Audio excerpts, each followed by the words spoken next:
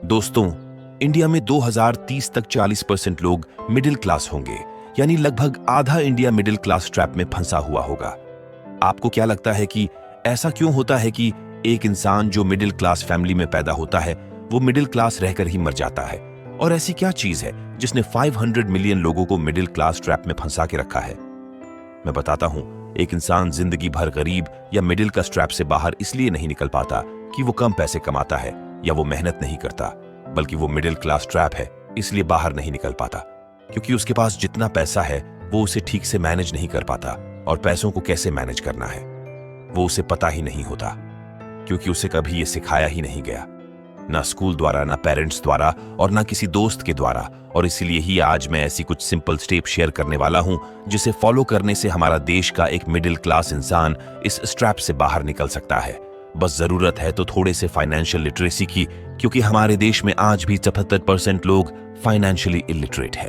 और इसी कमी को देखते हुए ये जिम्मा हमने उठाया कि हम जितने भी लोगों तक ये एजुकेशन पहुंचा सकते हैं। बस ये वीडियो अपने दोस्तों के साथ शेयर करना मत भूलना। आज हम डेविड बार्क की बुक दी ऑटोमेटिक मिलियनेयर से कुछ ऐसे टाइमलेस प्रिंसिपल सीखेंगे जो आपको मिडिल क्लास ट्रैप से बाहर निकालकर एक मिलियनर बनने में काफी मदद करेंगे। ऑथर प्रोफेशनल एक फाइनेंशियल एडवाइजर थे और उन्होंने अपने 20s से ही लोगों के साथ अपना फाइनेंशियल नॉलेज शेयर करना शुरू कर दिया। वो अपना नॉलेज उन लोगों के साथ शेयर करते थे जो अपने 40s और 50s में थे। एक बार जब डेविड अपने ही कैबिन में बैठे हुए थे तो उनसे एक लड़के ने पूछा कि मुझे आपसे अपने फाइनेंस के बारे में सलाह लेनी है। तो डेविड ने कहा कि आप कल अपनी वाइफ के साथ आना, फिर बात करेंगे। तो अगले दिन वो कपल उनके ऑफिस आ गया। वो लोग दिखने में बहुत ही ऑर्डिनरी लग रहे थे, जिन्हें देखकर कोई भी ये कह देगा कि अब बहुत ही आम लोग हैं। डेविड के दिमाग में भी उस कपल की कुछ ऐसी ही ऑर्डिनरी इमेज बन गई थी। उन्होंने डेविड को अपने बारे में बताया कि वो पिछले 30 साल से एक ही कंपनी में काम कर रहे हैं और उनके एनुअल सैलरी $40,000 थी, जो कि अमेरिका में एक एवरेस्ट सैलरी मानी जाती है। ये सब जानने के बाद डेविड ने उससे से पूछा कि क्या आपके पास रिटायरमेंट जीतने पैसे हैं, क्योंकि रिटायरमेंट के लिए काफी सारे पैसे लगते हैं। ये सुनकर जिम ने अपनी पत्नी से कुछ कागजात दिखाने के लिए कहा, जिसके बाद डेविड ने उनके डॉक्यूमेंट्स देखे, जिससे उन्हें पता चला कि उनके बैंक में $4 लाख थे। उन पर किसी भी तरह का कोई लोन नहीं है। उनके पास 2 महंगे घर हैं, जिसमें से एक में ये रहते हैं और एक को रेंट पर दिया हुआ है, और इनके फाइनेंसेस काफी स्ट्रांग हैं। ये सब देखकर डेविड ने उनसे पूछा कि ये सब तो ठीक है, पर आपके बच्चों के खर्चे भी तो होंगे। इसके जवाब में जिम ने बताया कि उनके बच्चे अब कॉलेज में हैं और वो अपना खर्चा खुद उठा लेते हैं, तो बेसिकली उनके एक्सपेंसेस एकदम लो थे और उनकी इनकम एकदम स्टेबल थी। जिसके बाद डेविड ने उनकी नेटवर्थ कैलकुलेट की तो उन्हें पता चला कि इनकी नेटवर्थ $1 मिलियन से भी ज्यादा है। अपनी आंखों के सामने यह नंबर्स देखकर डेविड को शौक लगा कि कैसे ये कपल एक एवरेज सैलरी कमाकर भी 1 मिलियन बन गया है। जिसके बाद डेविड ने सोचा कि मुझे इन्हें सिखाने की बजाय इनसे सीखना चाहिए, क्योंकि जो चीजें मैं लोगों को वर्बली बता रहा हूं वह चीजें या कपल प्रैक्टिकली कर रहे हैं। तो डेविड ने उनसे पूछा कि एक एवरेज सैलरी वाला इंसान 1 मिलियन कैसे बन सकता है। इसके रिस्पांस मोस्ट कपल ने डेविड को 4 लेसन सिखाए। ये बहुत ही वैल्यूएबल लेसन्स थे। वीडियो स्किप मत करना, क्योंकि वो लेसन्स अब आप सीखने वाले हो। उन्होंने डेविड को पहला लेसन ये बताया कि पे योरसेल्फ फर्स्ट। जब जिमर्स उसे बजट बनाकर पैसे सेव करते थे तो हर बार वो एक फिक्स अमाउंट सेव करने का प्लान तो करते थे, लेकिन वो कर नहीं पाते थे, और बार बार बजटिंग में फेल होने के बाद उसकी पत्नी ने अपनी मां से बात की और अपनी परेशानी बताई। तो उनकी मदर ने पे योरसेल्फ फर्स्ट के रूल के बारे में बताया। उन्होंने उन्हें बताया कि उन्होंने हमेशा सेविंग वाला अमाउंट सबसे पहले ही अलग कर देना चाहिए और बचे हुए पैसे अपने नीड्स पर खर्च करने चाहिए, क्योंकि बजट बनाकर सेविंग करना मुश्किल होता है। एट द एंड हम इमोशनल बीइंग से, और जब हमारे हाथ में पैसा होता है तब हम लॉजिक से नहीं इमोशन से सोचते, और जहां आप इमोशन से सोचते हो वहां पे आपका खर्चा पक्का है। इस एडवाइस के बाद और जिम पे फर्स्ट लेसन को फॉलो करने लगे और ये चीज उनके काफी काम आई। और हम सब ये गलती करते हैं कि जो मन में आया वो ले लिया। EMI पर महंगा फोन ले लिया, पूरी सैलरी उड़ा दी, उधार लेके क्लबिंग चले गए। आपको पता है हम ये सब इंपल्सिव डिसीजन क्यों लेते हैं? क्योंकि हमारे दिमाग में डाल दिया गया है कि हम एक बार जीते हैं तो जो मन में आए वो करो। ठीक है, अगर आपको ऐसे जीना है तो जियो, पर बाद में जब एक मिडिल क्लास लाइफ जियोगे तब रोते मत बैठना कि यार मेरे दोस्त तो सब अमीर बन गए, मैं ही क्यों मिडिल क्लास रह गया। अभी टाइम है, इन्वेस्ट करना शुरू करो। जिमर्स ने अपनी सेविंग और इन्वेस्टमेंट जर्नी की शुरुआत अपनी मंथली इनकम के 4% हिस्से से की थी।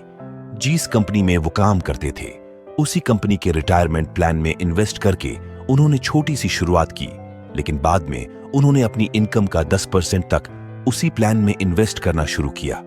आपको अपनी हर महीने की कमाई का 10% शुरू में ही अलग कर लेना है और उसे किसी अच्छी जगह जहां रिस्क कम हो, रिटर्न ठीक ठाक हो, वहां इन्वेस्ट करना शुरू करना है।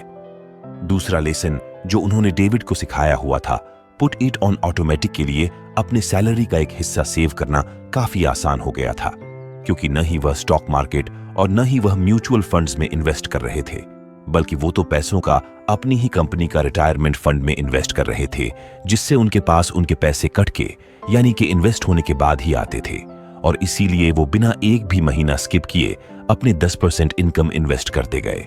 मोस्टली लोग पैसा इसलिए सेव नहीं कर पाते क्योंकि वो सेविंग को एक ऑप्शन की तरह देखते हैं। आपको शायद पता ना हो, लेकिन इसके पीछे भी एक साइकोलॉजिकल रीजन है कि हर इंसान की विलिंगनेस की एक कैपेसिटी होती है।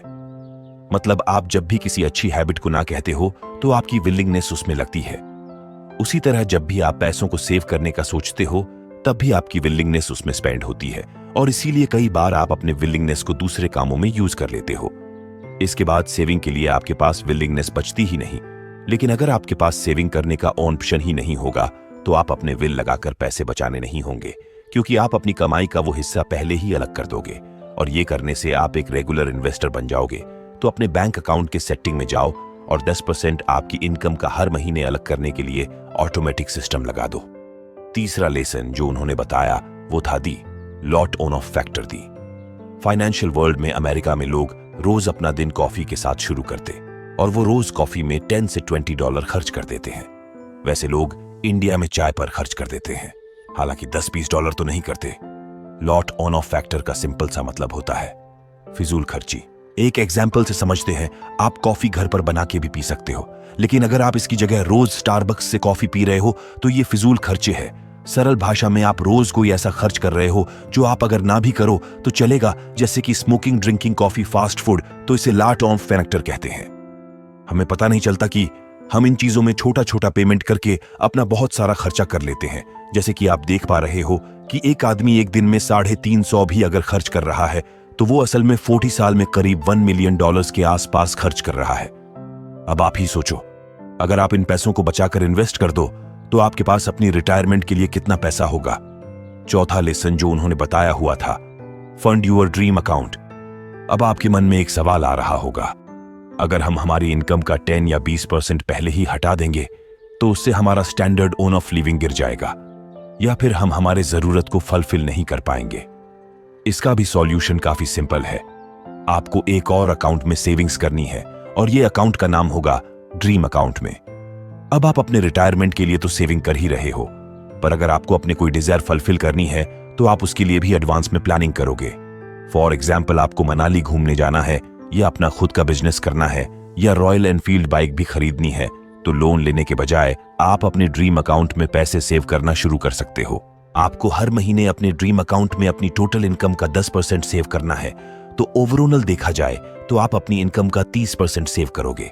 20% रिटायरमेंट के लिए और 10% अपने शौक पूरे करने के लिए।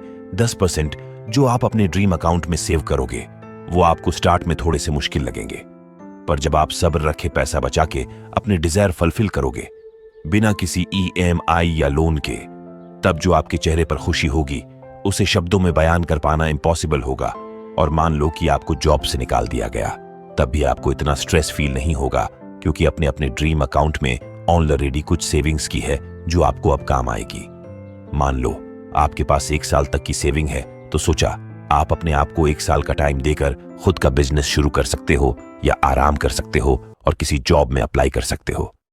सो आई होप आपको ये लेसन्स अच्छे से समझ आई होगी। तो अगर आपको ऐसी ही फाइनेंशियल से जुड़ी वीडियो चाहिए तो चैनल को सब्सक्राइब जरूर कर लें। Thank you for watching.